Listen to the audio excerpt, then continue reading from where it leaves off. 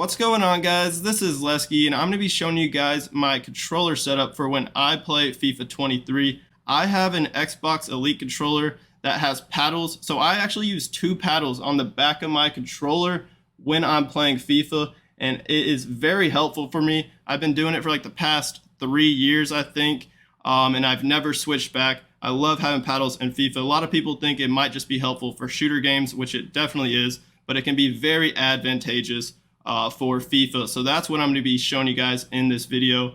And don't worry if you don't have an Elite controller, as long as you have any other controller where you can use paddles and map each certain button to those paddles, then you'll be good to go, and this video will help you. So let's get started and take a look at my controller setup that I have for FIFA. So right now I'm on the Xbox Accessories app you can download from the Microsoft Store on Xbox, and this is what you'll use to map your buttons, changes the feel of your sticks, the triggers.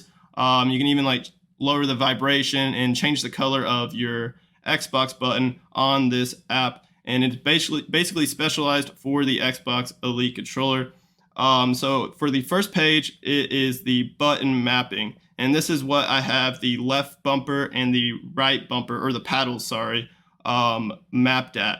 And they are mapped at LB and right B. So left bumper and right bumper for Xbox, and then PlayStation, I believe that would be L1 and R1. So I think this is important for FIFA because you use these buttons a lot more than you think. You use them for skill moves. I'm a huge skiller, and LB and RB are used for a ton of like advanced skills. And of course, they're used for different types of passes, crosses, through balls, shots, finesse shots, all that type of stuff. It's used for a bunch of different stuff in FIFA, and just having them as your paddles on the back of your controller, and you'll always have your fingers on them at all times. You won't have to like switch back and forth between the triggers and the bumpers on your controller, and it'll save you like that fraction of a second in certain situations where you need to get a finesse shot off, or you need to do a certain skill move that requires using RB and LB. It'll just be able to perform those button controls, whatever you call it, button combos a little bit quicker, which is very important for FIFA because it's such a fast-paced game. So I really like having LB and RB for Xbox and L1 and R1 for PlayStation as my paddles on the back of my controller. I only use two, as I said.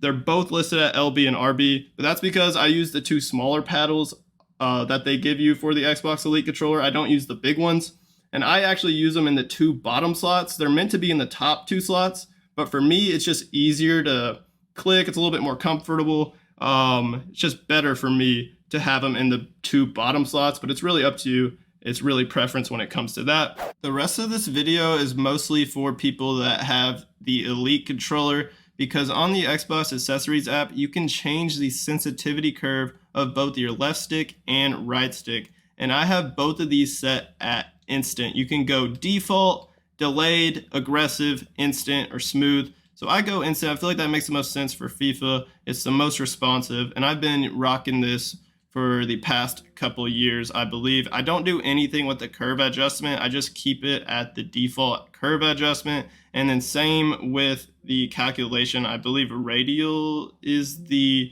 default, but that's what I have on this left stick page, and the same exact thing for right stick, the same setup. It is on instant. And then you can also change the triggers. So on the left trigger, I have it lowered a bit. It's normally on 100.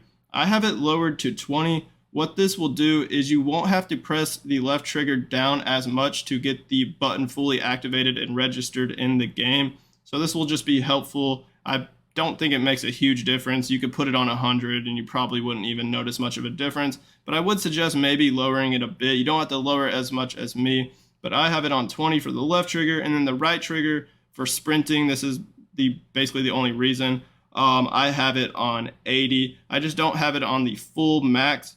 I lowered it a bit to 80, so feel free, it's kind of up to you and preference. You don't have to change these at all if you don't want to. And then there's the vibration, which I have fully off. I don't like playing with vibration on, especially actually in no games. I don't like having vibration on. It kind of just messes me up. And then also it wastes your battery, runs your battery down. And then you can also change the color, which I have on gold because my paddles are gold right now.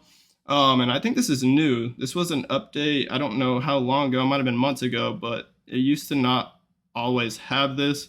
So that's going to wrap it up for this controller setup, my paddle setup that I've been using in FIFA for the past few years, and I've liked it a lot, and I really recommend you guys trying it. If you have a controller where you can use paddles and you haven't tried it out on FIFA, give it a try. It might take a few games or like a day or so to get used to, but I'm telling you, it's worth it. Keep sticking at it and try and get used to it because it will help you in the long run. So that's gonna wrap it up. Let me know what you think of my controller setup in the comments. Hit that like button on this video for me, and then hit that subscribe button on my channel if you haven't already.